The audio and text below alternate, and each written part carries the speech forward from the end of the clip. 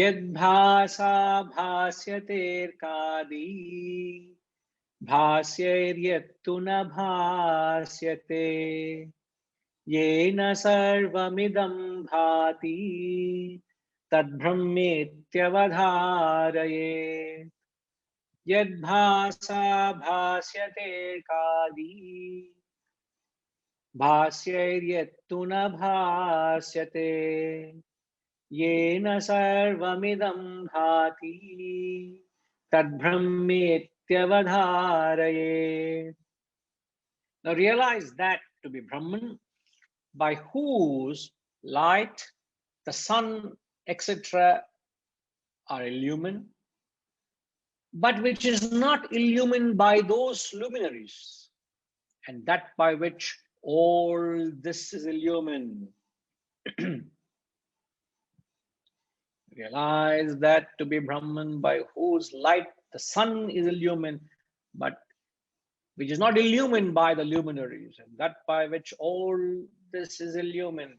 You might have got a little gloomy picture of Brahman in the previous verse, so instantly he changes gear, he switches gear, and he says, here is that consciousness, it is that vitality, it gives vitality to the very sun, man. It illumines the sun. Oh my God, is it? What must be its brilliance if it is illumining the very sun itself? It is illumining the sun, but it's not illumined by the sun. So sunlight can illumine the entire matter, but the sun cannot illumine the consciousness. It is the consciousness that illumines the sun.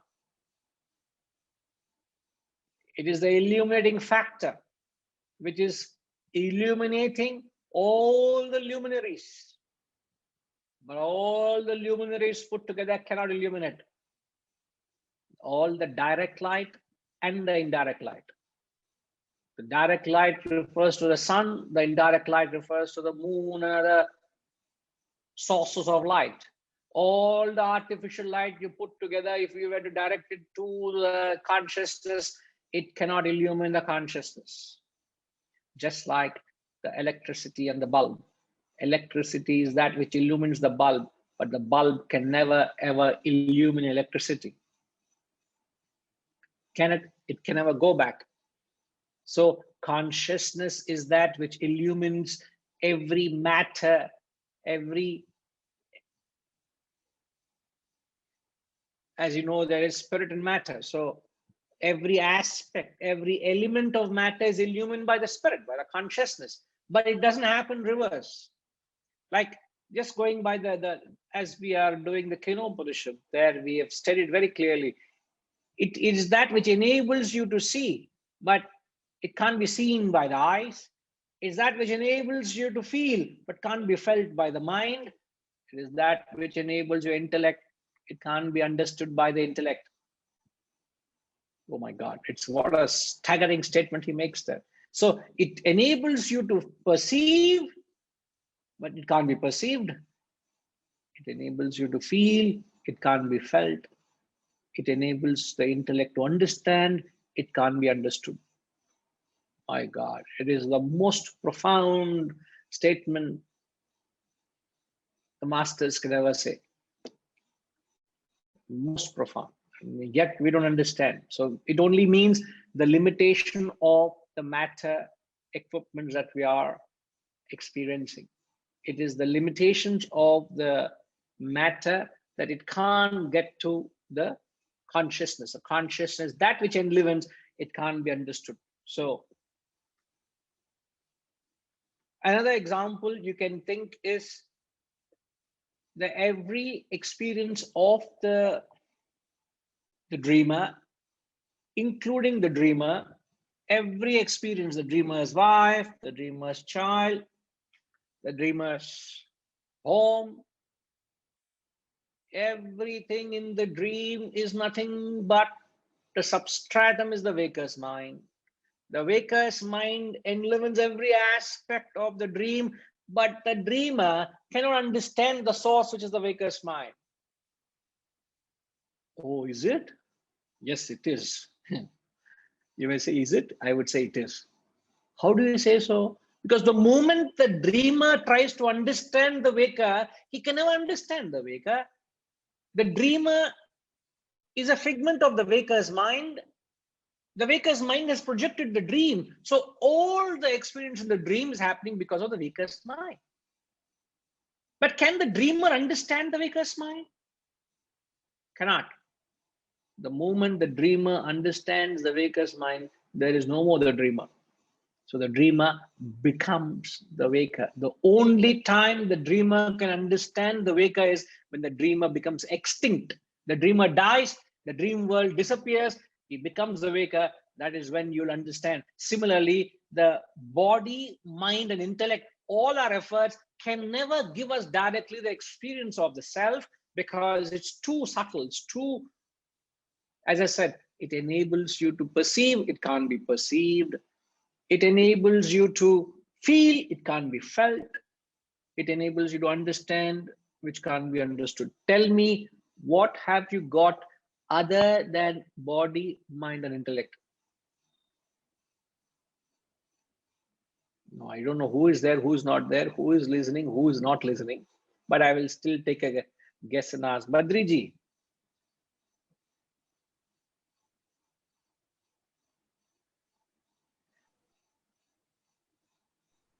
Yes, Guruji, pranam. Okay. Yes, sir, pranams. Can you tell me what have you got with you? What resources have you got with you? Other than As a body, human mind, being. and intellect. Yes, do you have anything else? My consciousness, which is neither body nor mind nor intellect. Now we are saying, I'm just going by the statement which I've just made, I'm reiterating. It enables you to perceive, it can't be perceived. It enables you to feel, can't be felt. It enables you to understand, it can't be understood. Am I right, sir? Right, right, absolutely. Now, so the best of body, mind, intellect cannot help you to understand, feel, or perceive the consciousness. Am I right? Yes, yes, Guruji. At best, I can understand that I can't understand. That is the best understanding I can get. The best understanding. It's the most humblest of understanding that I can't understand, isn't it? Yeah. So other than this, what have you got with you to help you to get to the self?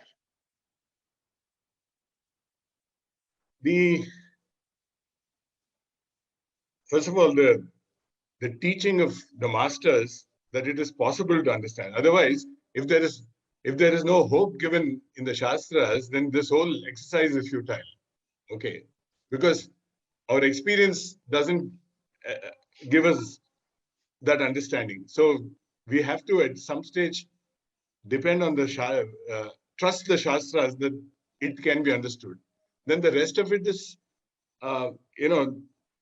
the sharpening of the intellect, so that you can question, you can do the negation acceptance process, you can do sadhana, and leave it to the sadhana.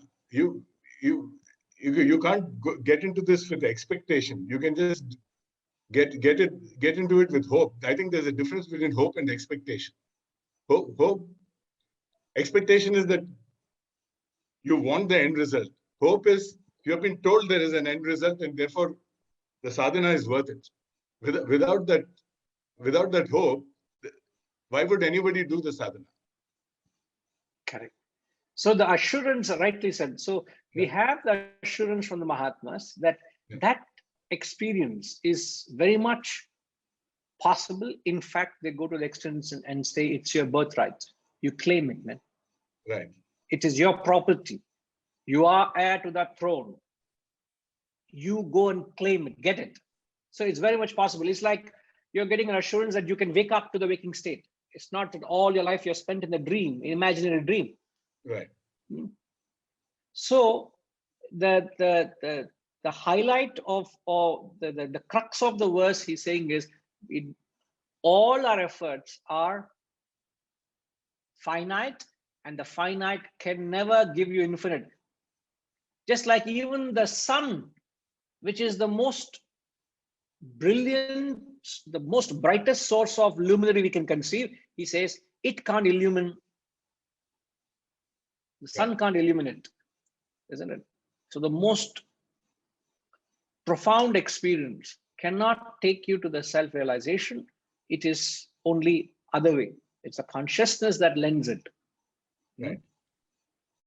So it is just, it hits you hard when you understand that all efforts are so small and limited, it can't give you the transcendental. But then again, we also get the assurance, as you said, that the limited actions only take care of the limited obstacles. The obstacles are limited. The experience is limitless. Right. Isn't it? Yeah. So the obstacles are limited. Obstacles are self-created. I repeat, the obstacles are limited and the obstacles are self-created. So since you have created it, you can get rid of it with the knowledge and the wisdom.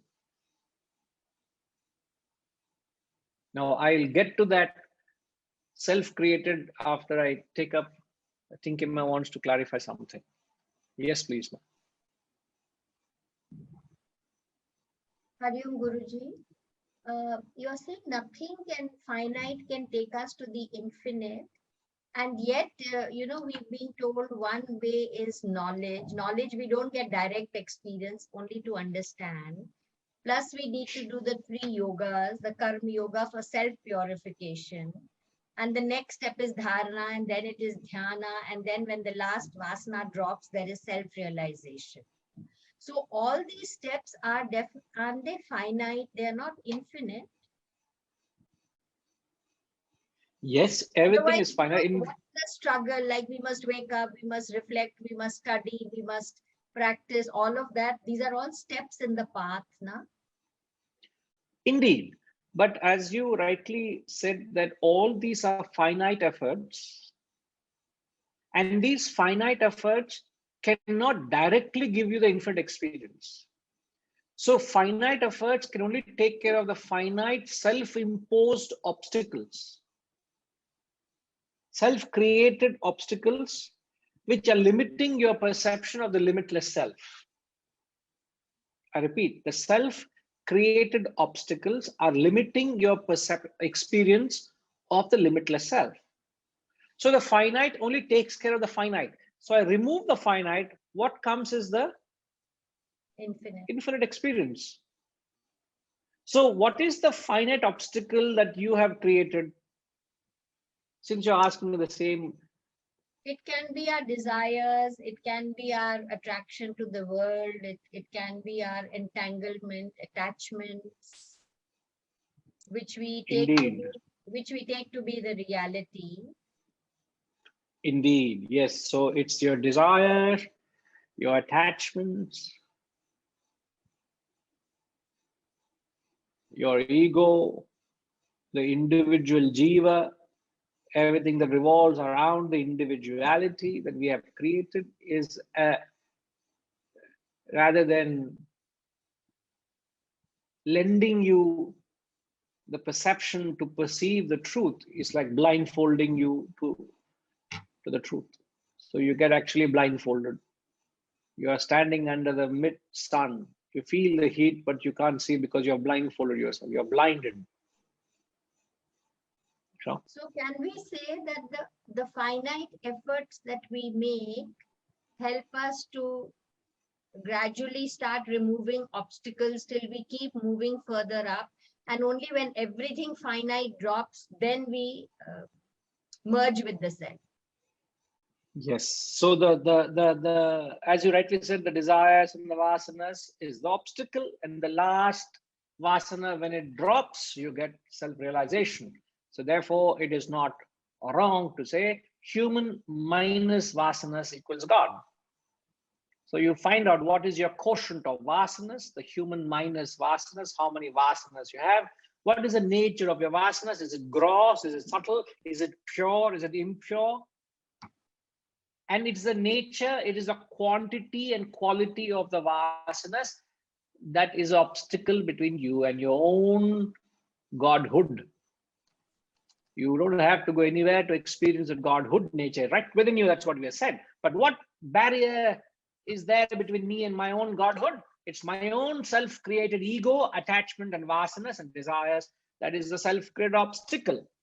The moment I go about the process of purification of these impurities, so the finite efforts take care of the finite obstacles. So when you go through the process of the purification of the impurities, so you change the nature of your desire from gross to subtle. You transform the quantitative to a qualitative. So when this transformation of the nature of the desires of asanas happen, you start seeing the the self starts,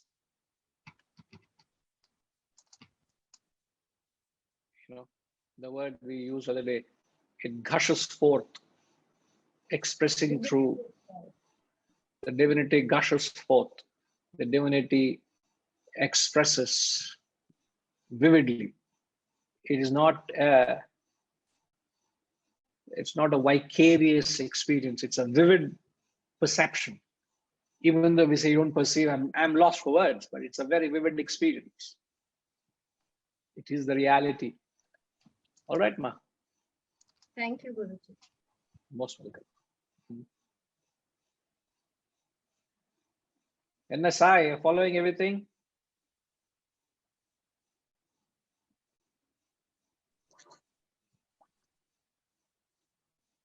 Hari Om Guruji. Yes, Hari Om Sai. Following everything? Little bit Guruji. Little bit. So basically, I think what I understood was finite efforts will remove the it will purify us, make our desires more, filter out our unnecessary desires, thereby we have a better chance of realization. Yes. It's like a simple example, Sai, is medicine and disease. So you are given the right medicine to take care of the disease. So the disease is the obstacle between you and your health, isn't it? So the medicine is given to take care of the disease. But has medicine given you health? No, medicine cannot give you health. Medicine only has taken care of the disease which you have brought onto yourself. I have brought on disease to myself, so I need to get myself vaccinated. I need to get myself cured. Once the disease is gone, I say, oh, I'm back to my normal self. So just like health is your natural state, Godhood is your original spiritual state. And nobody can give it to you. And you don't have to go anywhere or do anything to get it. Only you have to take care of that which is restricting you, depriving you of it. And it is poetic though, but it only puts it in the right perspective. So the little wisdom can take care of little ignorance. A lot more wisdom can take care of a lot more ignorance. If your entire wisdom, if you've got with you, there will be no ignorance at all, complete realization, moksha. You have attained enlightenment. So the question is, how much of the wealth of wisdom have you got, Sai, with you? And the interesting thing is, the more you have, the more you share, the more you get. So please share. Whatever you have, you must share. Will you share it with me, Sai? So far, it's... I don't know. I don't want your wealth. I only want the wealth of wisdom, I'm saying.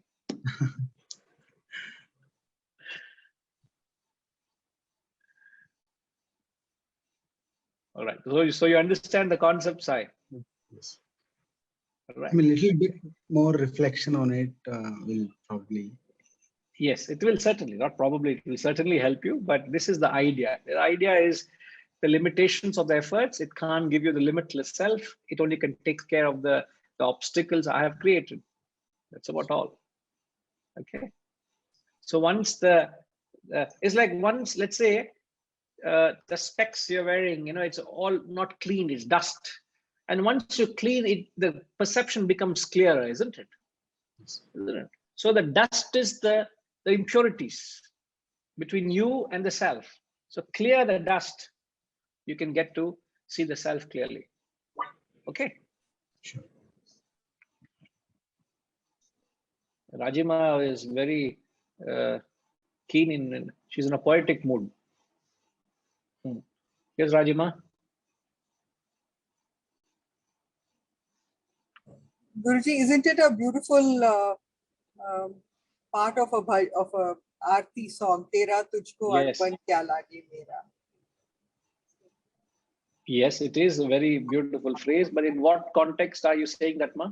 No, because you asked Sai to share his wisdom with you. So the wisdom is only from you. No, nothing is mine in this. I understand. I didn't rather get that line in what context you're saying. All right. Sweet of you to say that. Yes. So, yes. And Vaidyanathanji is saying finite efforts only tells you what Brahman is not. What Brahman is not. Okay. Because the verse is saying realize that to be Brahman, All right. Okay. Now, considering the limitations we are having of not being able to interact with you all well, but I hope what we said so far has come clearly to you all. If you all permit, maybe we could we can conclude the class today for now.